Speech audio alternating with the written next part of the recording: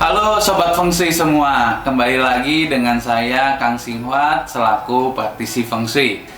Pada kesempatan yang baik ini saya ingin mengucapkan Kung Si Fa Cai tahun Ular Kayu Imlek 2576. Nah, semoga di tahun ini pintu keberuntungan, rezeki dan kebahagiaan ada untuk kita semua.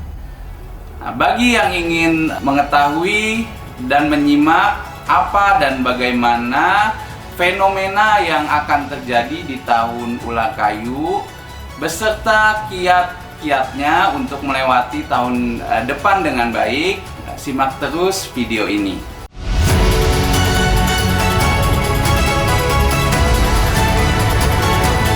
Banyak yang meramalkan bahwa di tahun 2025 banyak sekali kesulitan, ya, terutama kesulitan ekonomi.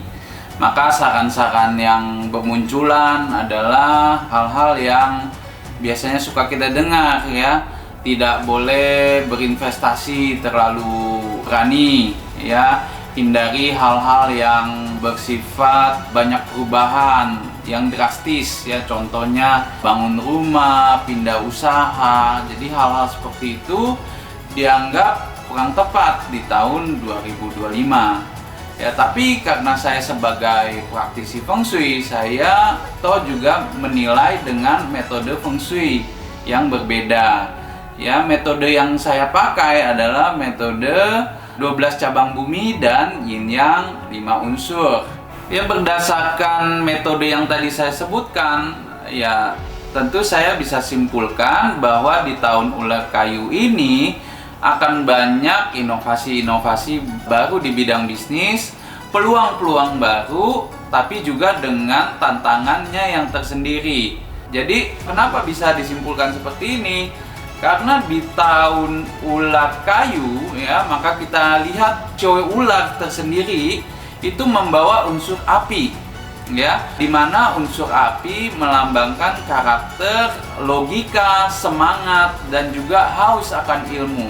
Jadi nggak heran kalau nanti di tahun ini akan banyak inovasi-inovasi baru, karena di tahun Ular Kayu mengizinkan kita berpikir lebih terbuka dengan ilmu-ilmu baru. Ya, sedangkan di tahun 2025, ya, berarti ada elemen sisipan unsur kayu, di mana unsur kayu ini berbeda dengan unsur kayu di tahun lalu, tahun 2024, yaitu Shou Naga Kayu. Ya, di tahun 2025 kayu ini bersifat yin, artinya bersifat pasif, ya. Kepemimpinan yang bersifat pasif yaitu kepemimpinan yang berhati-hati.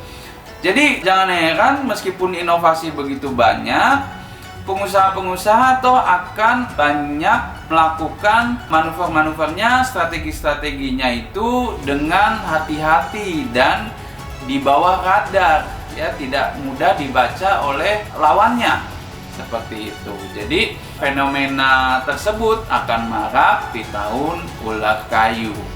Dan berdasarkan komposisi elemen tadi, ya, dari unsur kayu yang bersifat pasif dan juga unsur api, maka kita juga bisa dapatkan bahwa di tahun Ular Kayu akan banyak orang yang memiliki emosi yang berlebih, ya, emosi dan juga kecurigaan yang besar. Begitu juga dengan dalam mengambil suatu keputusan akan banyak mengalami kebimbangan.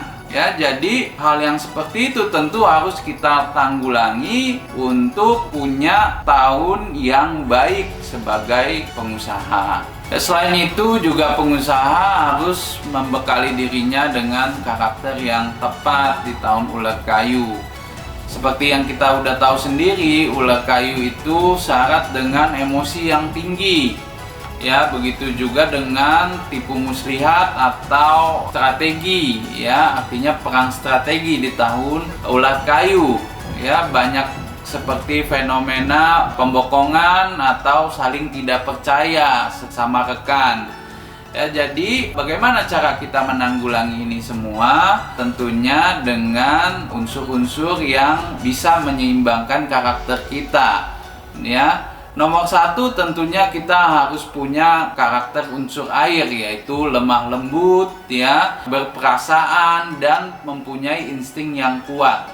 Nah, unsur air ini akan meningkatkan unsur kayu kita supaya kita dalam mengambil keputusan itu tidak mudah bimbang dan berprinsip lebih kuat. Dan juga satu lagi unsur logam, yaitu unsur yang menentukan apakah kita punya target yang jelas di tahun 2025. Ya, dengan target yang jelas di awal tahun, kita jadi tidak mudah dibelokkan ke kiri atau ke kanan, tapi kita bisa fokus sama tujuan kita di tahun ular kayu sekarang. Kesehatan karakter, bakat, bisnis, hubungan, Hong Shui, waktu, nasib dan siasat. Kesempurnaan dari kedelapan aspek inilah yang dipelajari oleh metode Yin Yang 5 unsur, agar perjalanan hidup manusia dapat berhasil dengan tetap berjalan serasi, selaras, dan seimbang dengan alam semesta.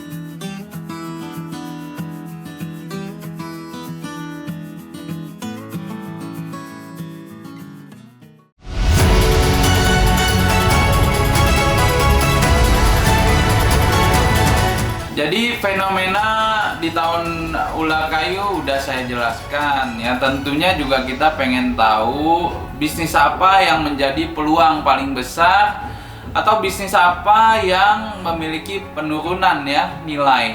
Jadi kita urutkan satu persatu mulai dari yang peluang paling besar ya. Kita mulai dari unsur api ya. Jadi unsur api yang mempunyai kecocokan paling besar di tahun ular kayu ya. Contohnya itu semua yang berhubungan dengan energi ya, batu bara ya, lalu juga bidang hukum, restoran itu termasuk di unsur api. Setelah itu ada di peringkat 2 adalah unsur tanah yang memiliki nilai yang lebih tinggi dibandingkan tahun lalu ya. Jadi kalau orang yang bekerja di real estate atau jual beli properti, sewa menyewa properti, tentu di tahun depan akan punya peluang yang lebih besar dibandingkan tahun lalu. Yang peringkat ketiga ada di unsur logam ya. Logam-logam seperti nikel, tembaga itu juga akan punya peluang yang cukup besar. Lalu peringkat keempat ada di unsur air. Jadi segala hal yang menyangkut seni ya, seperti saham, perbankan ya, itu juga akan punya peluang meskipun nggak terlalu besar tapi ada kenaikan. Yang ada di juru kunci atau nilai paling rendah ada di unsur kayu ya. Unsur kayu contohnya hasil hutan, hasil bumi, sembako itu ada di peringkat terakhir. Tapi perlu saya ingatkan lagi bahwa ini adalah siklus ya. Jadi kalau dibilang paling jelek atau ada di peringkat yang bukan yang paling tinggi, bukan berarti semua orang harus pindah usaha ya, tapi bisa dibilang peluangnya akan mengecil supaya orang-orang yang memang pebisnis-pebisnis yang emang cocok di bidang tersebut akan mempunyai porsi yang lebih besar daripada orang yang tidak cocok. Ya, contohnya kalau memang tahun depan unsur kayu memiliki peluang yang paling rendah, maka banyak pebisnis-pebisnis yang ketidakcocokannya di unsur kayu akan mengalami cobaan. Dan kalau tidak berhasil melewati cobaan tersebut, maka yang berhasil adalah orang-orang yang cocok aja. Ya, jadi tidak usah risau, tidak usah langsung ganti bisnis, Bahkan malah kalau ternyata usaha yang dianggap paling tinggi nilainya, tapi ternyata kita nggak cocok di bidang tersebut, bahkan itu lebih berbahaya karena kita hanya mengikuti tren yang ada. Jadi tadi sudah disimpulkan dan dijabarkan kira-kira tahun 2025 itu seperti apa fenomenanya dan bisnis apa aja yang punya peluang paling besar sampai yang paling bontot. Nah, sekarang tentunya saya juga nggak lupa jabarkan show-show apa dan posisi apa yang sedang baik ya, atau malah yang sedang ciong, bahkan sampai yang ciong terberat ya. Jadi saya akan bagi 5 ya. Jadi mulai dari yang terbaik dulu. Show yang terbaik ada 3 ya. Tentunya yang berkecocokan atau hub dengan show ular ada show kerbau dan show ayam. Lalu yang masuk di posisi terbaik juga ada show kuda. Nah, dari yang terbaik ada 3. Nah, kita turun ke peringkat 2, yaitu posisi baik ya. Ada 3 show yang ada dalam kondisi baik di show ular kayu, yaitu show tikus, show naga, dan yang bershow anjing. Nah, bagi yang bershow anjing tentunya Ciong tahun lalu cukup besar atau sangat besar. Nanti tahun ini mungkin akan mengalami peningkatan yang lebih baik. Nah, jadi dari 6 show tersebut kita lanjut lagi ke posisi menengah ya, artinya kecocokannya standar aja, yaitu yang bershow kelinci dan yang bershow kambing. Ya, jadi di situ ada 2, ada show kelinci dan show kambing. Tentunya kambing juga kalau kita tahu tahun lalu juga ciong gede. Nah, di tahun ini juga mengalami peningkatan tapi tidak terlalu besar. Nah, sekarang kita masuk ke show yang tidak selaras ya. Di sini ada 3 show yang tidak selaras, yaitu show macan, diikuti dengan show ular, lalu yang terakhir ada show monyet. Ya, ketiga show ini masuk ke show yang tidak selaras atau ciong. Ya, yang terakhir kita masuk ke ciong besar, yaitu hanya ada 1 show yang harus berhati-hati, yaitu yang bershow babi. Ya, berikut kesimpulan saya dalam 12 show di tahun ular kayu. Demikian ya ramalan yang bisa saya sampaikan untuk tahun ular kayu Imlek 2576. Semoga bisa bermanfaat untuk semua sobat Feng Shui dimanapun berada. Jangan lupa juga semua sudah dirangkum di kalender ayah saya yang sudah terbit dan siap untuk dipesan di Sonora. Terima kasih.